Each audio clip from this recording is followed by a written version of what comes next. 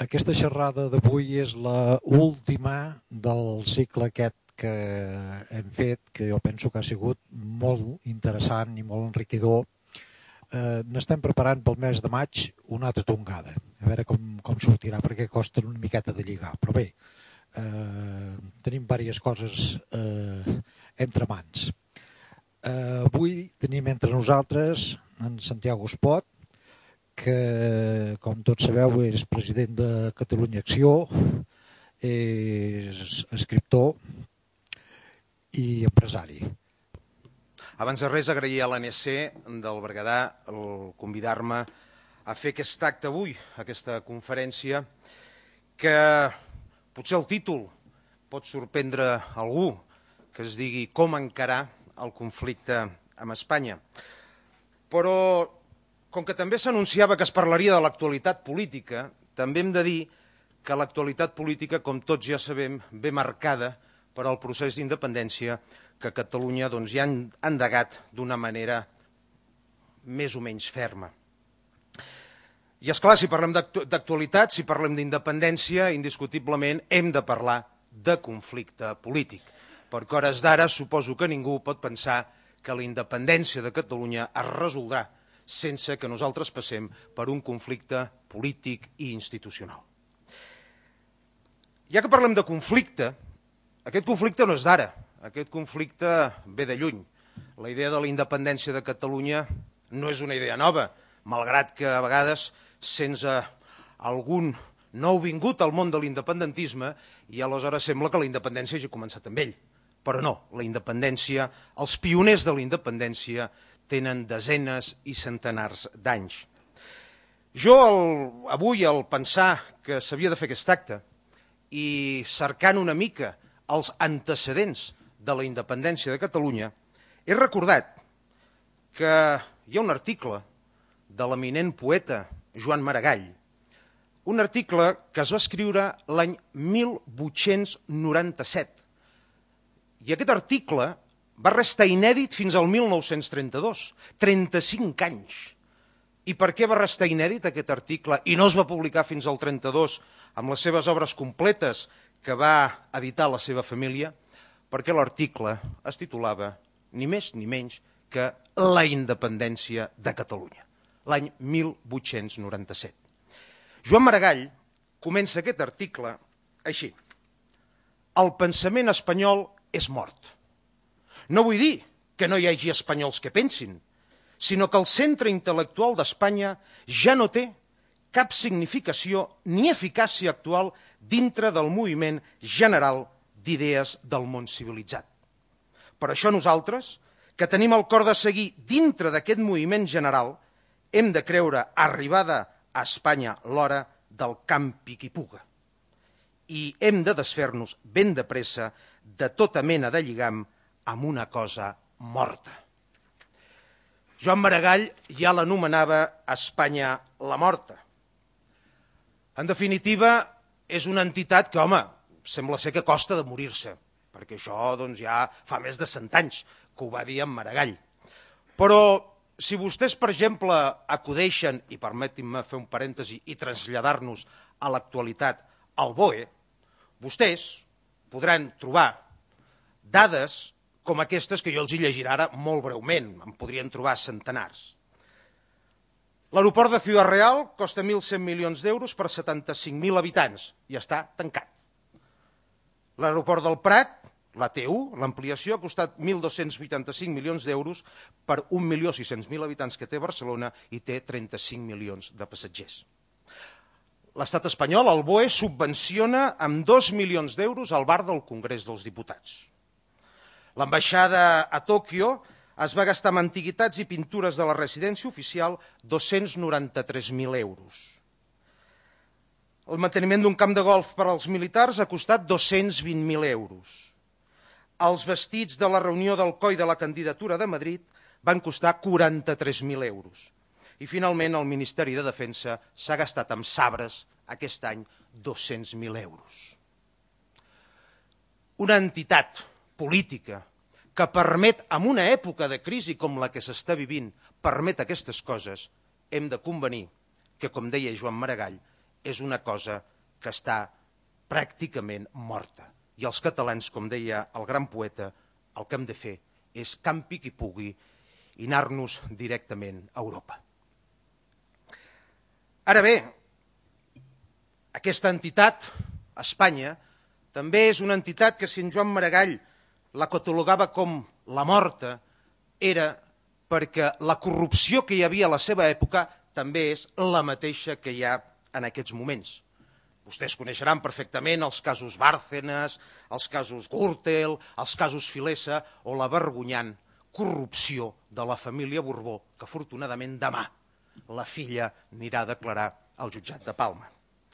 Però aquesta corrupció, perquè entenguem exactament d'on ve i quina és la mentalitat que ha regit l'estat espanyol al llarg, com a mínim, d'aquests 100 anys, també aquesta corrupció era la que li induïa en Maragall a parlar de la morta. Així, per exemple, l'any 1883, en la primera restauració borbònica, Alfons XIII va haver de reconèixer a l'ambaixador alemany de l'època que el 65% dels diputats espanyols cobraven comissions dels alts funcionaris als quals els diguem-ne, facilitaven tota una mena de negocis tèrbols. El monarca, Alfons XIII, això li va dir a Cánovas del Castillo, que era el president del govern. I Cánovas del Castillo, era malagueny, amb aquella gràcia andalusa, li va respondre literalment a Alfons XIII el següent: si queremos tener funcionarios de confianza, debemos traer a alemanes o ingleses. Mientras los funcionarios sean españoles, robarán siempre. Y en último término, da lo mismo. Tradicionalment, a l'estat espanyol, no només en l'època de Cánovas i Alfons XIII, sinó ara, ja no saps on comença el càrrec polític i acaba el lladre.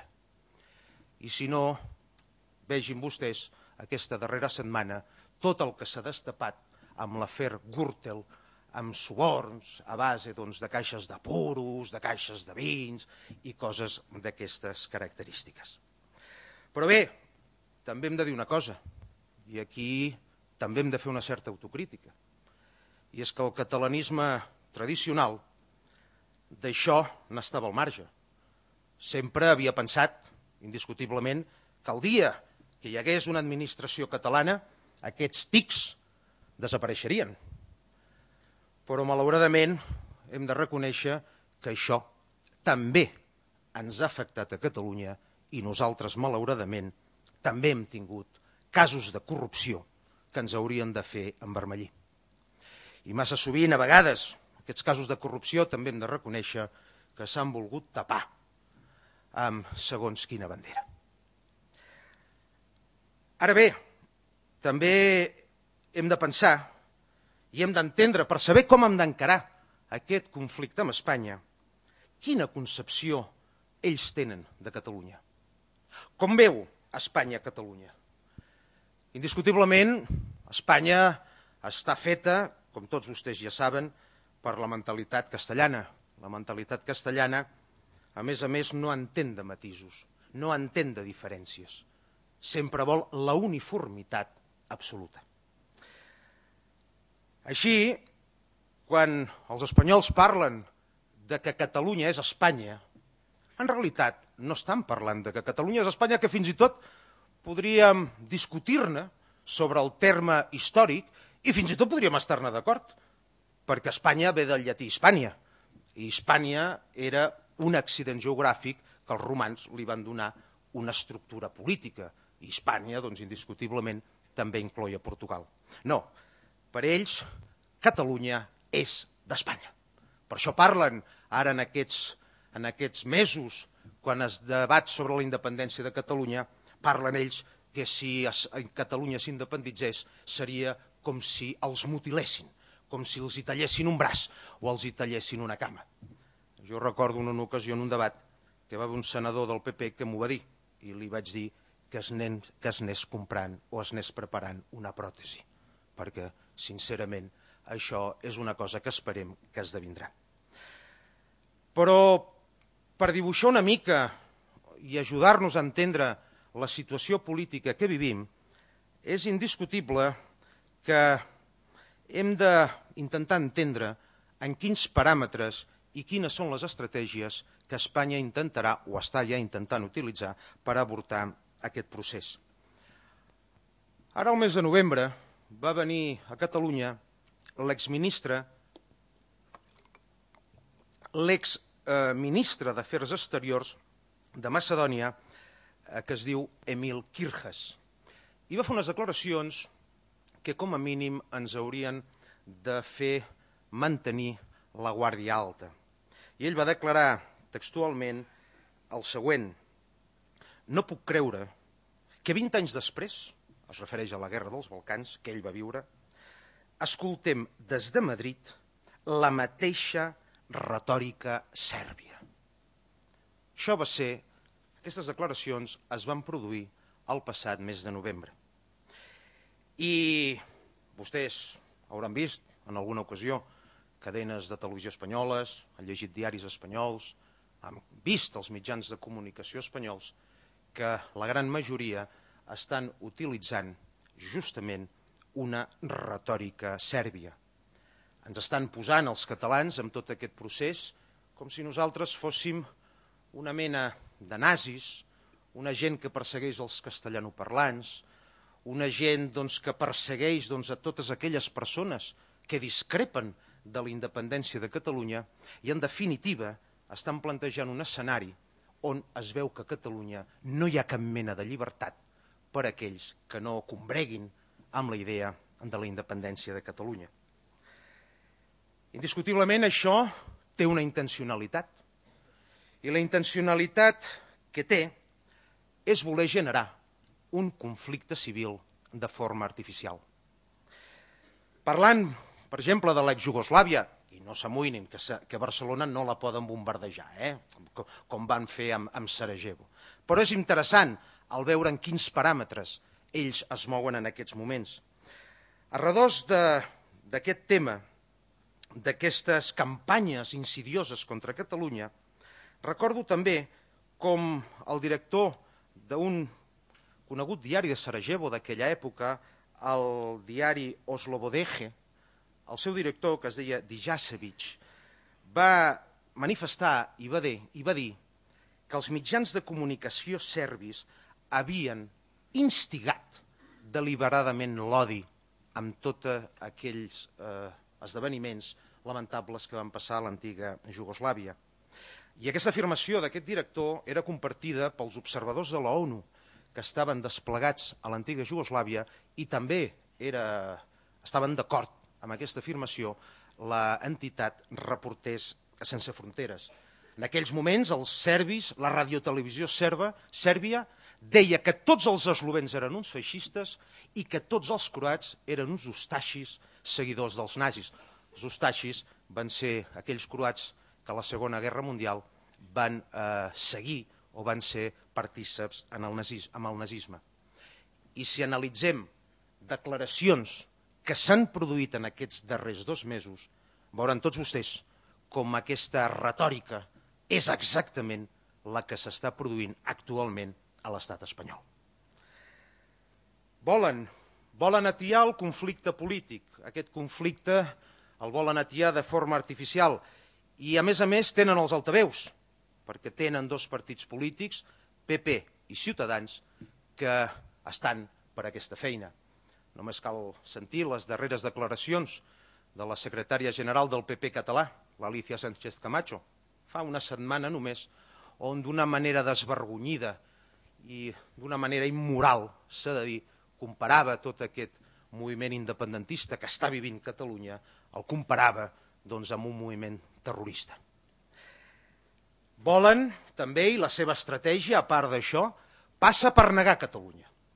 Passa per dir que el 1714 no va existir, Passa per dir que aquest moviment que s'està vivint a Catalunya no té cap mena de base social, que el president de la Generalitat s'ha tornat boig, que en Junqueras és un desquiciat i que tots els catalans, en definitiva, són víctimes d'una campanya publicitària que es va endegar ara fa 30 anys i que, en definitiva, són producte d'un règim totalitari que ens ha posat en aquesta situació.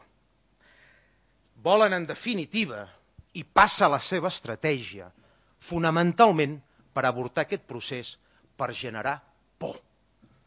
I passa també per sensibilitzar a l'opinió pública internacional que aquest procés és un procés que ni té cap base jurídica, ni té cap base política, ni té cap base cultural, ni té cap base, naturalment, econòmica. Però ells, si actuen així, és perquè pensen que ens coneixen, i ens coneixen. Ens coneixen, perquè si no, no s'entendria tampoc que Catalunya portés 300 anys amb la situació en la qual estem vivint.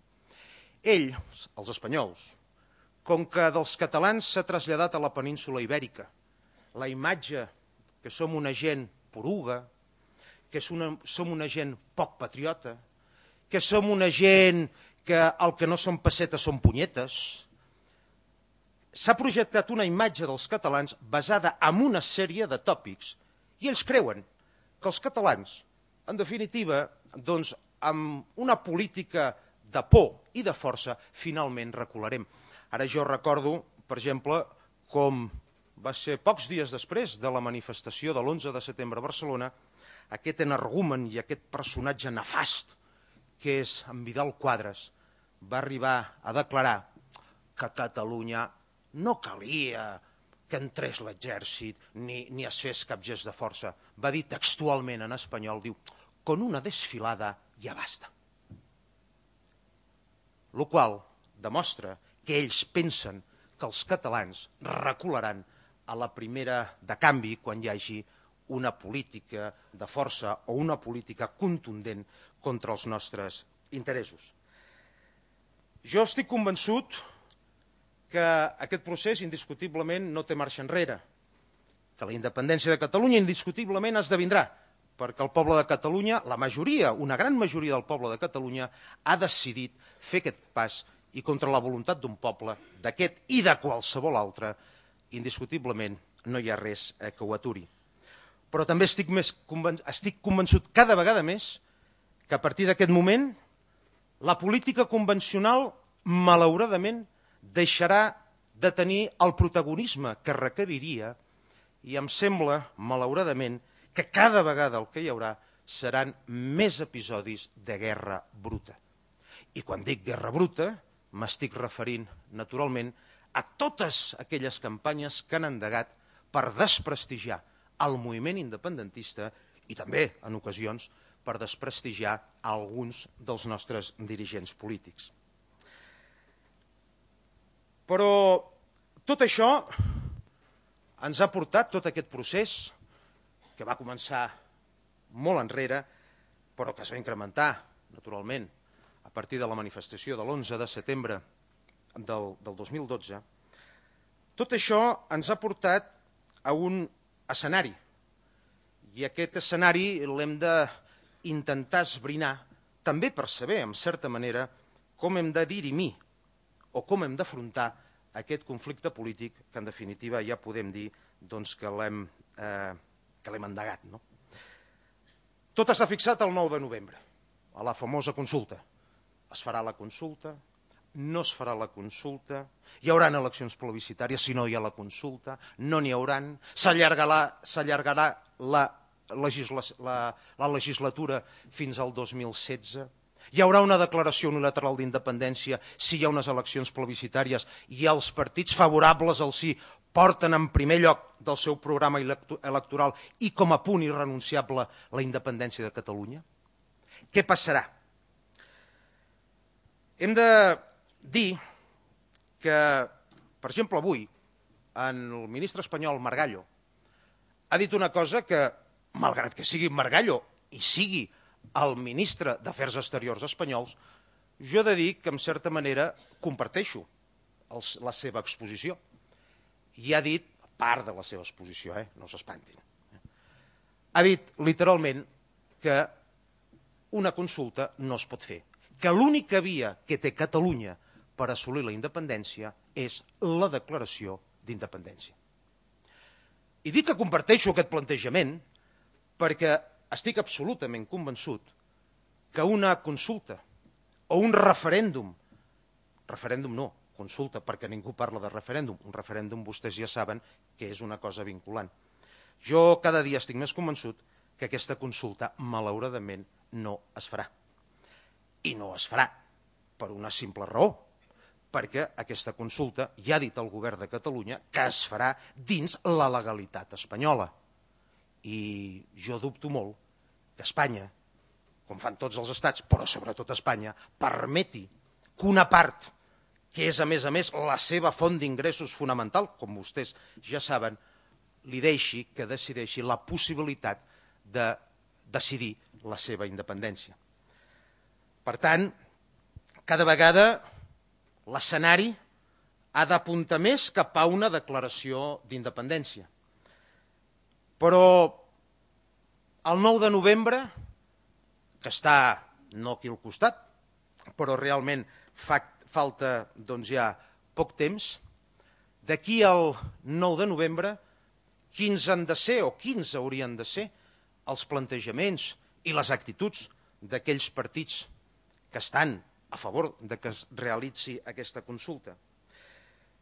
Jo, sincerament, el que agrairia i el que demanaria és que se'ns parlés clar, que se'ns diguessin les coses pel seu nom, que se'ns plantegés realment la dificultat del camí, que se'ns dibuixessin totes les possibilitats i que, si no hi ha possibilitats dins de la legalitat espanyola, que d'una vegada ens manifestessin si s'està disposat a saltar aquella línia vermella que en tot procés d'independència, agradi o no agradi, sempre i quan no estigui pactada, com és el cas del Regne Unit, s'ha d'esdevenir, que és la legalitat espanyola. Si s'està disposat a desafiar aquesta legalitat espanyola. Crec que això clarificaria les coses. Crec que, en definitiva, el poble se l'ha de tractar com a adult. No es pot dir exclusivament amb un optimisme, i no ho dic per tots, però en ocasions, sense algun dirigent, i amb un optimisme una mica infantil, sense raonar-ho gaire, et diu, no, que votarem, que segur que votarem. Això el que pot fer, si finalment no hi hagués la consulta, és que la il·lusió que s'ha generat en aquest poble, al llarg sobretot d'aquests darrers 2 anys, entrés en un cert estat de recessió, i això cap de nosaltres és indiscutible que ho voldríem fer. Però ja amb la recta final, si em permeten, perquè l'exposició que he de fer crec que tampoc ha de ser molt llarga, sinó que perquè després el bo és que hi hagi un col·loqui i que aleshores puguem discutir i puguem contrastar els diversos punts de vista, per encarar aquesta recta final i per intentar també respondre una mica de manera més clara amb com hem d'encarar aquest conflicte, permetin-me, jo no és que sigui llibreter ni editor, però mirin, avui també vull parlar d'un altre llibre, ara per encarar aquesta recta final, i un llibre que també el protagonista és en Joan Maragall, juntament amb aquell filòsof espanyol que era Miguel de Unamuno. Ara s'ha reeditat un llibre fa aproximadament un any, que són les cartes que es van intercanviar Miguel de Unamuno i Joan Maragall, amb el que es volia plantejar com un suposat diàleg entre la cultura catalana i la cultura espanyola. En una d'aquelles cartes, Unamuno li escriu a Joan Maragall i li parla de los bárbaros. Aquests bàrbaros, que qualificava Unamuno, es referia a aquells espanyols que no volien entendre res sobre Catalunya. Poc més o menys com passa ara, vull dir, no han canviat gaire, els espanyols de l'època de primers del segle XX fins ara, bàrbaros, en continuen havent, i si un endega segons quines televisions en pot trobar a cabassos. Doncs Unamuno qualificava aquella gent, aquests bàrbaros, els espanyols, que no volien entendre res sobre Catalunya, i que el cervell, i això ho deia més o menys literal, en lloc de matèria gris, ell deia que tenien atributos masculinos, és a dir, que pensaven amb els atributos masculinos. Aleshores, Unamuno, la veritat és que poca cosa esperava. L'exrector de la Universitat de Salamanca, Unamuno, poca cosa esperava d'una tropa com aquella, d'aquells bàrbaros que ell qualificava. Però al parlar Unamuno d'aquests bàrbaros en aquesta carta, això coincideix amb l'època de la solidaritat catalana, no la que jo militava, sinó a la de l'època, a la de fa 100 anys. I aleshores li dona l'opinió a Unamuno de com hauria d'actuar aquella solidaritat catalana que en aquells anys el que desitjava era un cert, com vostès ja saben, autogovern per Catalunya. I li diu textualment això, que és aplicable també al moment polític que estem vivint. Deia, me temo, referint-se als dirigents de la solidaritat, que les falte el arrojo y la abnegación necesaria para decir, aquí mandamos nosotros. Me temo que se contenten con lo teatral, y deseo equivocarme. Me temo que les falte tenacidad. La veritat és que el moment polític que estem vivint, amb aquest conflicte que ja el tenim a tocar, pràcticament, alguns dels nostres dirigents, en ocasions, actuen exactament igual com sospitava Unamuno que podien actuar aquells dirigents polítics de la solidaritat de l'època. Hi ha bastantes vegades que hem de reconèixer que hi veiem, amb tot aquest procés, molt de tacticisme electoral, d'especulació i també una vocació que ja hauríem de començar a abandonar, de demanar massa permís a l'amo per fer segons quines coses. O de fer pedagogia a Espanya, perquè avui, i ho he de dir, perquè no es pot evitar dir aquestes coses, a mi m'ha caigut l'ànima als peus, quan jo he sentit el portaveu de la Generalitat, en Francesc Homs, dir que ara ell faria tota una sèrie d'actes per a Espanya per explicar el dret a decidir i per explicar la necessitat de la consulta. Quan havíem convingut ja tots plegats que fer pedagogia a Espanya era una cosa que ja s'havia acabat. Doncs avui hem tornat a saber que es tornarà una altra vegada a intentar fer pedagogia a Espanya. Jo tampoc sé veure a vegades aquella determinació d'entomar el conflicte, perquè has d'estar disposat a entomar-lo, el conflicte. Perquè el conflicte, torno a repetir, és imprescindible per assolir la independència de Catalunya. Tanmateix, també, com els he dit abans, a vegades també veig que no existeix un afany per tractar-nos com adults, per explicar-nos d'una manera clara quins seran els sacrificis per arribar a la independència. Perquè per arribar a aquest objectiu caldrà sacrificis. No serà una cosa de franc. I la veritat és que la solidaritat d'aquella època, que parlava Unamuno, no desitjaven la independència de Catalunya. Els hi quedava molt lluny amb aquella gent això de la independència.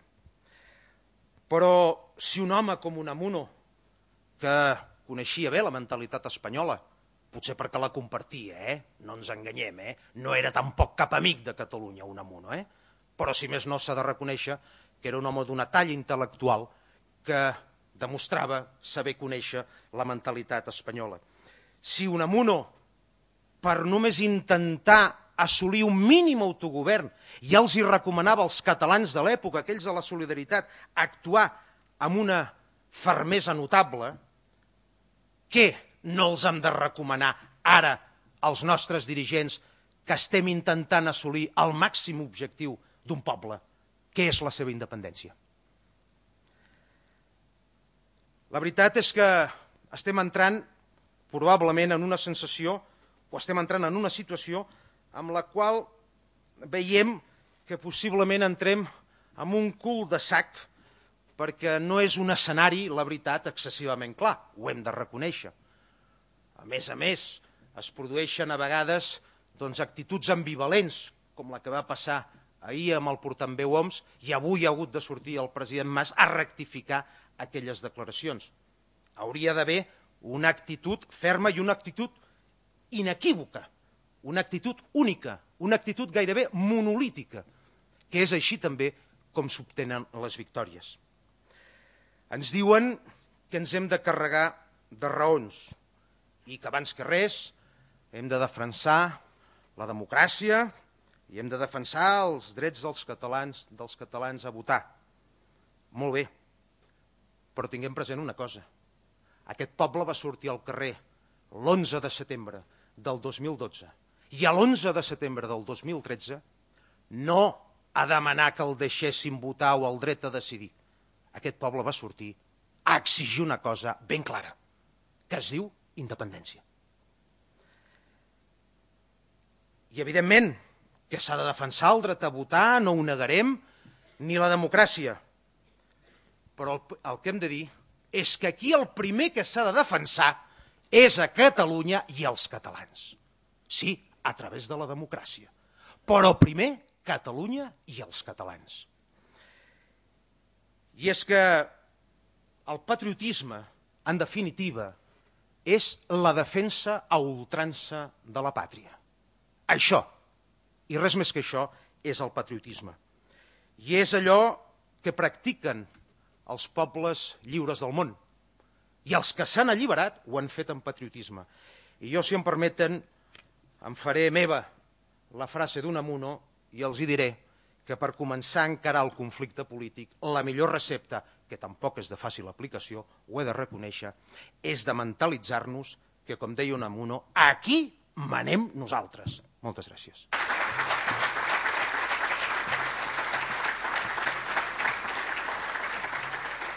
La primera és si vostè ens podria dir algun d'aquests, si vostè veu d'alguna manera algun d'aquests sacrificis que ens ha dit, aquests sacrificis necessaris. I la segona pregunta és entorn del que va fer ahir el senyor Homs i que ja fa dies que ens estan fent el senyor Mas, el senyor Duran i el senyor Homs. Ens estan dient dia sí, dia no, que al final el qui decidirà serà Espanya. Ens ho estan dient així, és una cosa que trobo gravíssima. Això realment podríem interpretar que és parlar clar al poble i no tractar-lo d'infantil.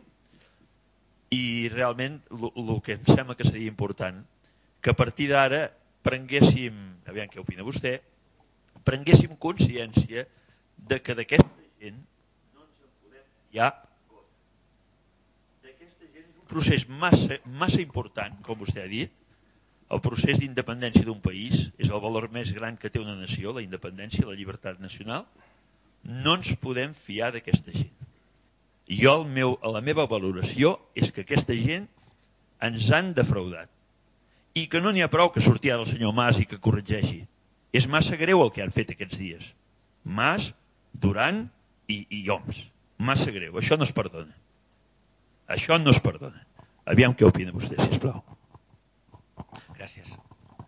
Bé, respecte a la primera pregunta, els sacrificis, jo no soc ningú per dir-los a vostès els sacrificis que han de fer. Jo no puc agafar i dir-los a vostès, escoltin, hauran de deixar de cobrar, ara imagina-se vostès, poso un exemple, 2 mesos el sou. Vull dir, escolti'm, vostès em podrien respondre, escolti'm, jo he de pagar la hipoteca, he de pagar l'escola dels nens, en fi. Poso un exemple, diguem-ne, el primer que se'm ve al cap. No, sobretot la pregunta ens l'hem de fer nosaltres mateixos. O sigui, els catalans ens hem d'autopreguntar quins sacrificis estem disposats a fer, també. I l'obligació del dirigent, i no parlo d'aquest, de l'altre o del de més enllà, parlo en definitiva d'aquells dirigents polítics que estan a favor, en teoria, de la independència de Catalunya. Crec que haurien de dibuixar l'escenari. No serà mai un escenari exacte, perquè jo també entenc que bola de vidre no en té ningú, però sí realment plantejar l'autèntic escenari que s'esdevindria a partir del moment que Catalunya d'una manera ferma desitgés o apostés via referèndum, imaginem-se, o via declaració d'independència, a l'endegar el camí de la constitució d'un estat català independent, en tots els ordres, en totes les matèries, ja fos en matèria econòmica, ja fos a nivell de política internacional, ja fos a nivell de les represàlies que podria prendre l'estat espanyol, no des de fora, sinó fins i tot des de dins mateix, perquè jo els estava parlant del fet de que estan intentant atiar un conflicte civil.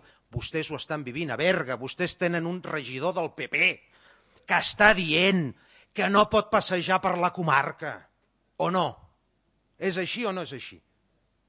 El tenen aquí, el tenen a l'Ajuntament. I aquest senyor, jo n'estic convençut, que es passeja per Berga com m'hi puc passejar jo tranquil·lament. Això, el que està adreçat, és a generar, com els deia, aquest conflicte civil. És evident que amb provocacions no es pot caure, però sí que trobo faltar a vegades actituds més dures i més contundents davant d'aquests atacs.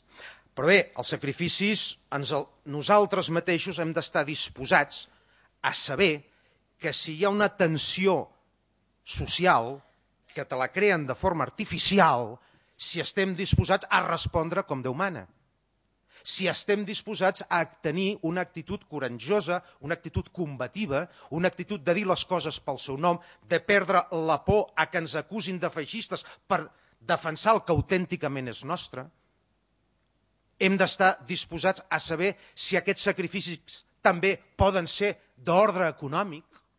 Ja sé que una Catalunya independent, això és evident, una Catalunya independent, i aquí ha vingut en Jaume Vallcorba, per exemple, de la Fundació Catalunya Estat, i a vostès els hi ha explicat el que serà un estat català independent, indiscutiblement.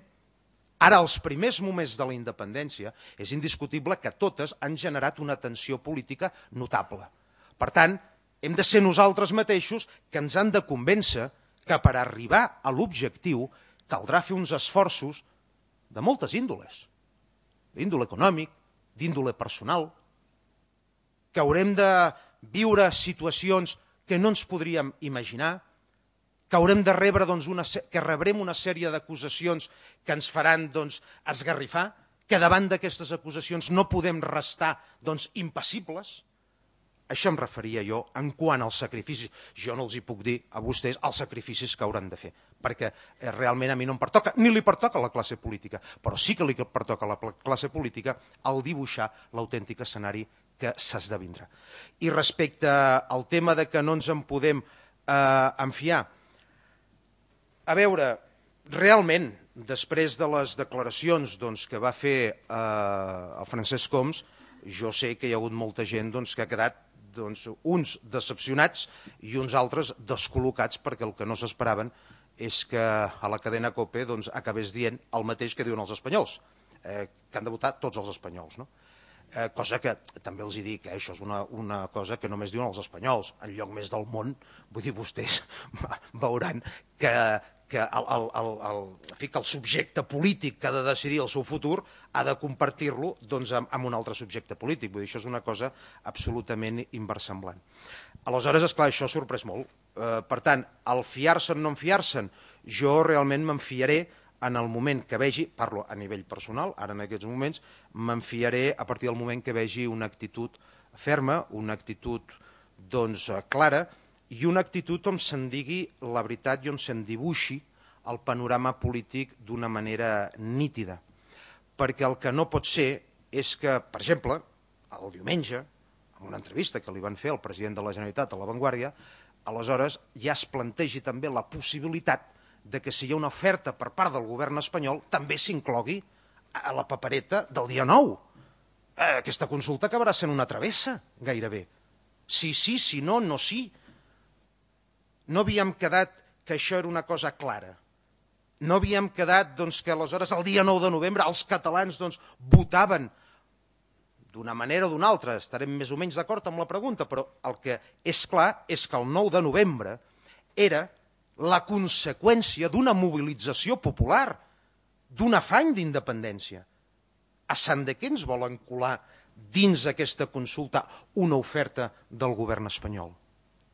Per tant, és indiscutible que sobretot ens hem de fiar de nosaltres mateixos. El més meravellós de tot aquest procés, i hauríem de remuntar-nos, i no sé si en trobaríem algun altre exemple, però això és un moviment, com s'ha dit tantes vegades, de baix a dalt.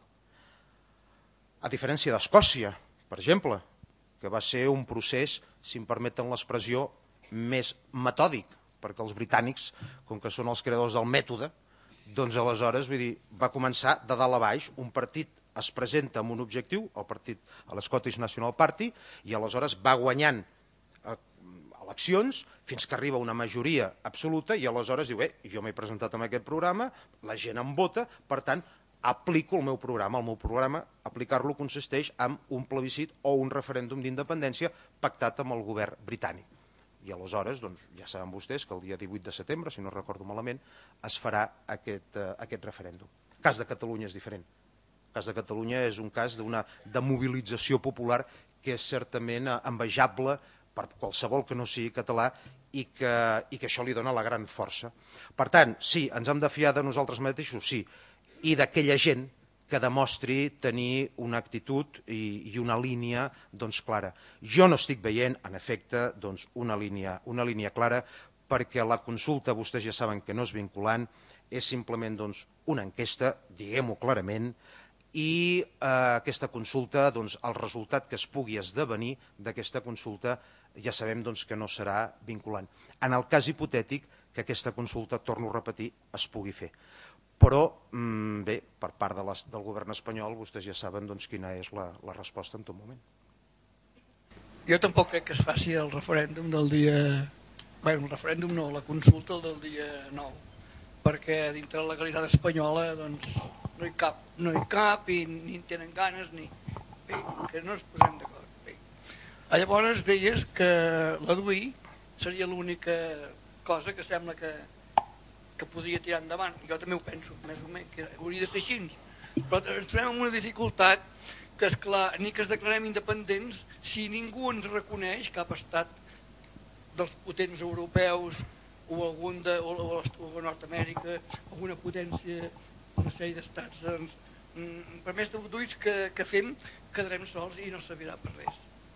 Que no ho reconegui el govern espanyol, al món, afortunadament, hi ha 190 estats més. És a dir, el que hem de cercar no és el reconeixement del govern espanyol en cas d'una declaració unilateral d'independència, sinó el reconeixement dels altres estats. És a dir, per exemple, tenim el cas de Kosovo, que no és reconegut per Sèrbia encara, i és un estat independent.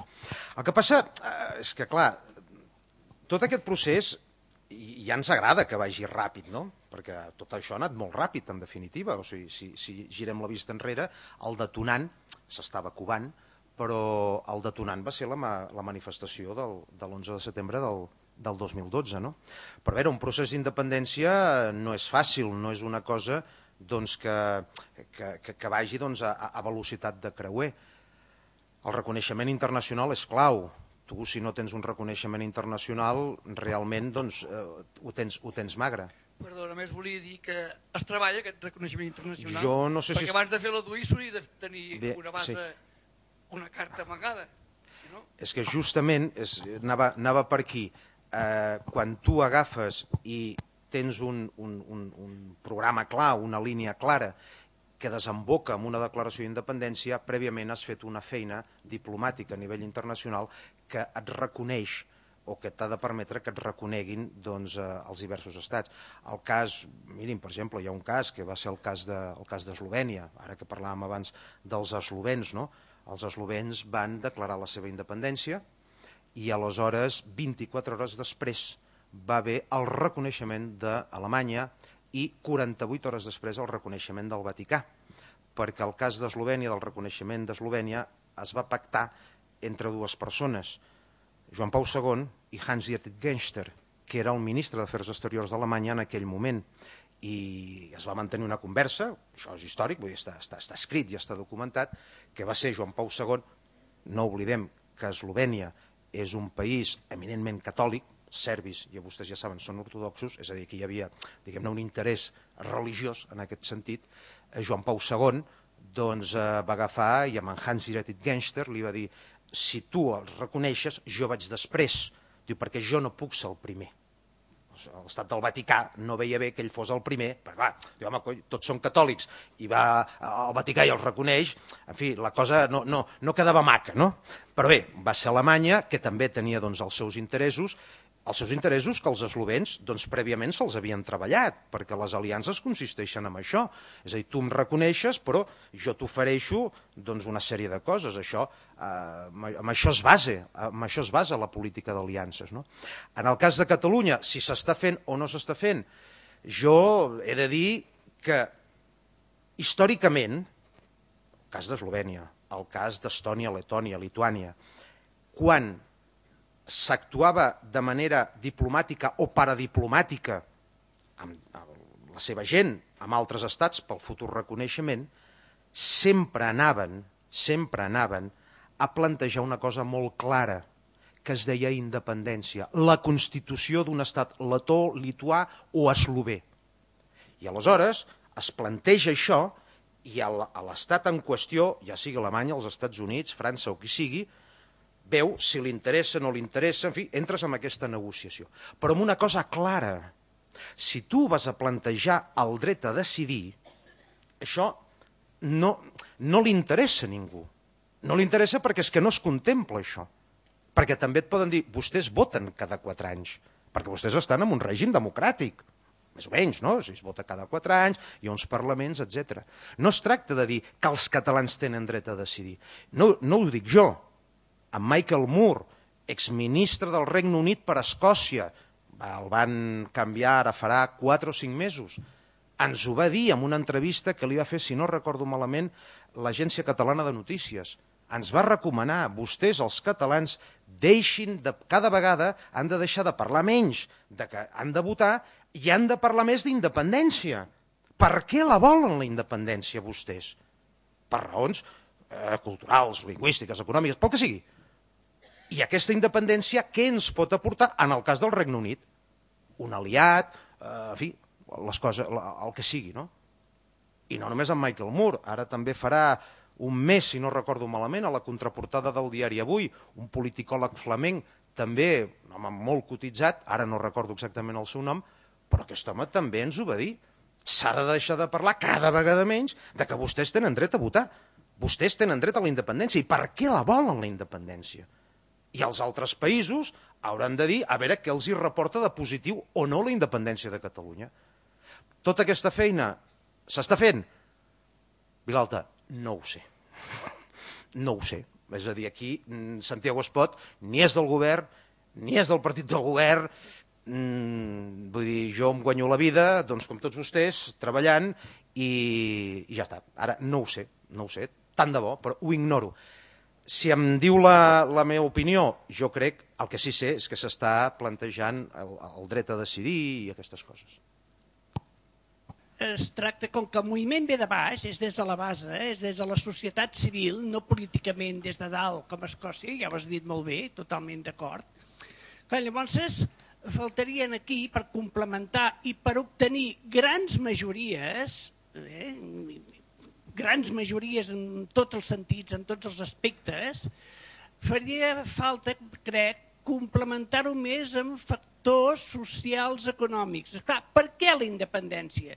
Senzillament perquè volem una societat, la catalana, més justa. Una societat per poder viure més bé. Una societat perquè no hi hagin aquestes desigualtats socials que cada vegada augmenten més. Una societat en la qual les classes mitges, la classe treballadora, classes mitges catalanes, que són els que vertebren el país, no vagin bimbant com ara. En fi, tots aquests aspectes units a la independència, units al símbol, naturalment. Jo crec que s'haurien possiblement d'ajuntar, d'unir més, que donaria més base social, perquè, esclar, socialment, tots ho sabem, protestes, queixes, hi ha un malestar, hi ha una indignació, que si retallades, que si ara els jutges ens volen dir quina quantitat classes en castellà hem de fer, Madrid vol treure competències a l'Ajuntament, etc etc. El que va passar a Gamonal, a Burgues, doncs es va estendre per tota Espanya. Hi ha tot un malestar en el sentit de que les classes baixes, el poble ras, digue-li el nom que vulguis, pateix molt i per conseqüent jo crec que seria bo posar més èmfasi, juntament amb la independència, aquesta necessitat de, entre tots, fer una societat més humana, més justa i que no hi hagi aquestes diferències socials que cada vegada augmenten. Uns quants, pocs, cada vegada més rics, que s'enriqueixen i tenen els seus paradisos fiscals, i la majoria de gent, de tots, que ens toca pagar les conseqüències. Aquest problema, aquestes desigualtats i aquesta concentració cada vegada del poder econòmic en menys mans no és una cosa exclusiva de Catalunya, malauradament. És una cosa que fins i tot el Fòrum Econòmic de Davos va ser una de les coses que es va discutir. Això és una tendència que malauradament en les darreres dècades ha passat. Catalunya, ha passat a França, ha passat a Alemanya, ha passat a tot arreu. I permeti'm, ara que parlava vostè de les classes en castellà, la sentència darrere d'un tribunal espanyol que obliga a 5 o 6 escoles, si no recordo malament, a impartir el 25% de la seva temàtica en llengua espanyola. Això obeeix justament a generar aquest conflicte civil de manera artificial. Conec, l'he tingut al costat, a l'artífex de tot això, que és una mala peça, que és el Francisco Caja. Mala peça. I quan dic mala peça sé del que parlo. És a dir, aquest personatge seria d'aquells, ara no pot, però arribaria a l'extrem de l'eliminació física, si pogués, dels catalans. I els hi dic amb tota sinceritat. L'he tingut al costat, en diverses ocasions. És aquesta, amb segons quina gent, que ens hi hem de trobar, Ens hi hem de trobar amb aquesta gent, I aquí no val amagar el cap sota l'ala, I a dir que no respondrem a les seves provocacions. No, perquè si no se't munten a cavall, al final. Han començat amb 5 famílies, 5 centres, en són 130 ja, A dia d'avui en són 130. Si arriba la sentència de les 130, ens trobarem en 130 centres escolars a Catalunya que s'haurà de fer el 25% en llengua espanyola. I això pot anar augmentant. I a més, una altra cosa, i és que és la primera vegada en la història del dret, i això jo no sóc advocat, però un bon amic meu, advocat, m'ho va fer veure l'altre dia, és la primera vegada a la història del dret que el dret, o sigui que es legisla les classes. Això no ha passat mai. Qui legisla com ha de ser l'escola són els pedagogs, no? Són els entesos. És la primera vegada que això passa, que es fa una sentència de quina llengua s'ha de... Bueno, de quina llengua? Del tant per cent de la llengua que s'ha de parlar. Aleshores, vull dir, és aquesta la gent amb la qual ens hem d'afrontar, O sigui, anem alerta que la cosa, diguem-ne, l'estan posant en una situació amb la qual es vol generar aquest enfrontament. I respecte al que vostè em diu, sí, estic absolutament d'acord, però li diria que estic d'acord i estic en contra, i ara li diré el per què. És indiscutible que tota la qüestió econòmica ha estat un catalitzador importantíssim de l'increment del sentiment independentista. Totes les independències, de fet, sempre han tingut una base molt important i fins i tot jo li diria fins i tot un detonant econòmic. La independència dels Estats Units d'Amèrica va ser per la taxa del te, que es van revoltar i va ser per això. Ara bé, de la mateixa manera que jo coincideixo que el fet del discurs econòmic ha de ser un element cabdal per tal de fer veure als catalans que nosaltres anem a construir una nova Catalunya, no només una Catalunya més rica, que també serà una Catalunya més rica, i aquí han tingut gent del CCN o de la Fundació Catalunya Estat més autoritzada que jo i els hi hauran explicat meravellosament. Però quan jo em refereixo a una nova Catalunya, jo em refereixo que hem de crear un nou país basat en uns valors que han estat sempre uns valors intrínsecs en el poble català. No podem oblidar que aquest poble va ser el primer poble que es va dotar d'un esbós de Constitució moderna, l'any 1200, amb el Codi dels Usatges. No podem oblidar que vam ser el primer poble, ja ho saben vostès, que va tenir el primer Parlament del món. La ciutat de Barcelona mateix tenia un govern, i no perquè sigui barceloní, però era emblemàtic, la ciutat de Barcelona, el seu govern, era autènticament un govern del poble. Aquí hem de fer que amb aquesta nova Catalunya que hem de construir, el poder estigui al poble. Que aquí no hem d'anar a votar cada 4 anys. Que aquí en tot cas ens hem d'emmirallar, i perquè ara vaig estar-hi fa 15 dies i ja em ve el cap, hem de prendre models, com és per exemple el cas de Suïssa, que a Suïssa, en una ciutat com Berga, si vostès fan un nou pavelló poliesportiu, ara imaginin-se vostès que Berga fa un nou pavelló poliesportiu, no ho decideix l'equip de govern de l'Ajuntament. No, ho decideix el poble. Sap com ho decideix el poble? Es fa una licitació i 5 empreses, per exemple, presenten un projecte. I a vostès, a l'Ajuntament, fa una sessió oberta, per exemple, al Casal d'Europa, i ve l'empresa X i els hi presenta el projecte, amb pèls i senyals, amb els números clars. Un dia una empresa, un altre dia una altra empresa i un altre dia una altra empresa, fins a les 5 empreses.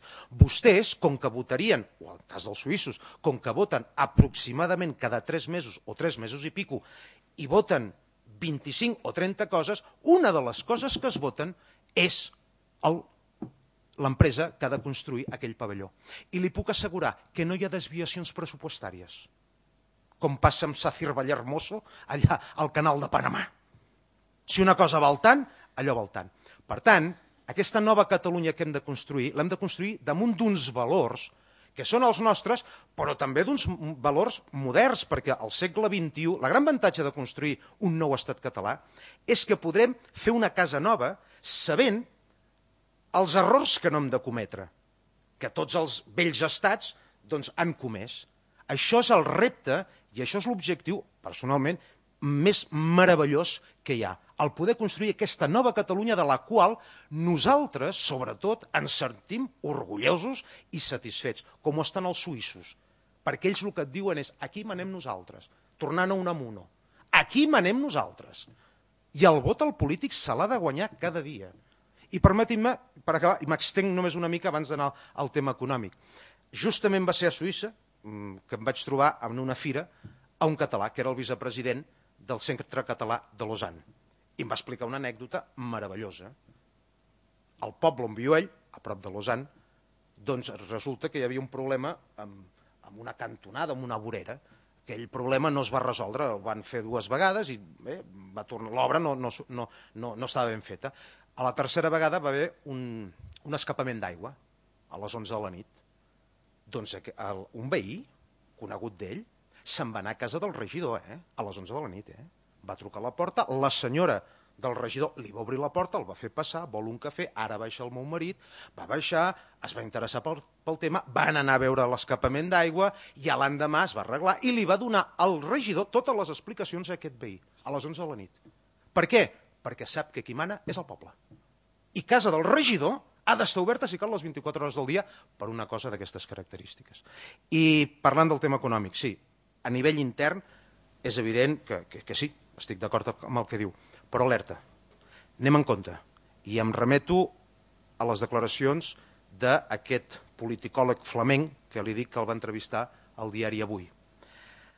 Si només basem a nivell internacional la nostra reclamació en una qüestió econòmica, no ens farem cap amic, perquè es veu com una cosa egoista, es veu com una cosa interna d'uns que simplement el que no volen és pagar tants impostos. I això També pot passar, per exemple, què li diré jo, a Alemanya, que Baviera paga més impostos que un altre land. És a dir, el tema econòmic, internament, evidentment que és important. I externament, si vostè vol, pot ser un mes. Ara bé, totes les independències a nivell internacional les entenen per una simple raó.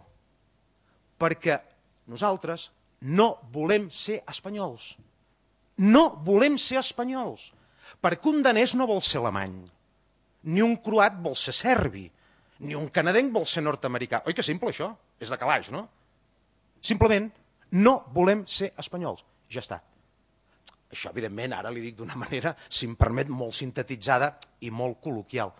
Però si ens hem de despertar simpaties, no ho fem per la via exclusivament econòmica. Agafem i els elements que han caracteritzat a Catalunya, com és la seva llengua, la seva cultura, les seves tradicions. Hem de vendre molt més a nivell internacional, que som el primer poble que va tenir el primer esbós de Constitució, o el primer poble que va tenir el primer Parlament, o el poble que el 1714 va perdre el que va perdre. Això és el que ens farà generar una sèrie de simpaties.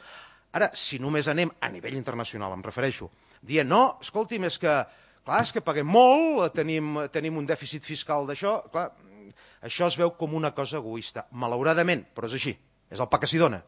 I repeteixo, no és que sigui jo el que ho digui, sinó que em remeto, per exemple, amb aquest politicòleg, i això és una cosa que a la diplomàcia internacional està bastant estesa. Moltes gràcies, ha estat un autèntic plaer, una conferència molt entenedora, plena d'exemples, és una cosa que sempre s'agraeix. Gràcies de nou. I moltes gràcies també a tots. Amb el senyor Espot tanquem aquest cicle de 5 conferències que hem anat fent aquests darrers divendres i tot just ara l'assemblea en principi està començant a remenar i a pensar en un nou cicle que també pugui donar llum a tantes i tantes preguntes o a reflexions força interessants com les que ha exposat aquesta nit el senyor Espot i donec perfidiam, fins a aconseguir-ho, que deien els defensors de 1714 en el seu moment. Gràcies a tots també per venir, moltes gràcies per als que heu anat seguint totes les conferències si heu pogut i una vegada més, senyor Espot, moltes gràcies. Gràcies a vosaltres.